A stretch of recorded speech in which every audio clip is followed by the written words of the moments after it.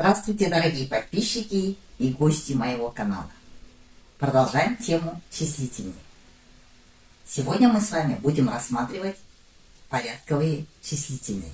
Порядковые числительные образуются от количественных числительных при помощи аффиксов «ш» и «нш». Например, «алты» – 6, «алтыншы» – 6.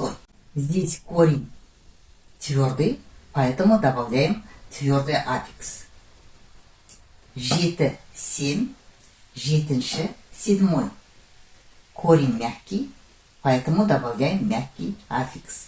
9, 9, тоғызыншы, 9. Корень заканчивается на согласный, поэтому здесь добавляем соединительный гласный. 11, 11, 11, 11. К составным числительным аффиксы добавляются к последнему слову. Корень заканчивается на согласный, поэтому добавляем соединительную гласную «э». Очень часто вместо аффиксов «нш» и «нш» мы ставим после числительного дефис. Например, «бесінші автобус», «пятый автобус». Если дефиса не будет, это будет переводиться как 5 автобусов. Қайда тұрасың? Где живешь? 10-шы үй, 19-шы пәтерде.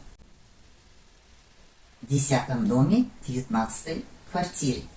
Дом и квартира являются однородными членами.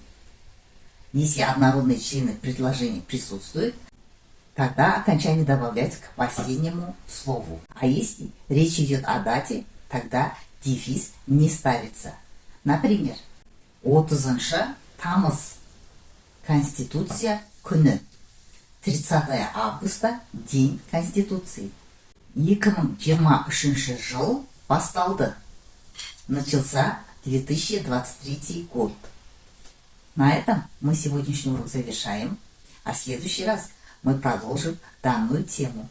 Поэтому не пропускайте уроки, подписывайтесь на канал и до следующей встречи.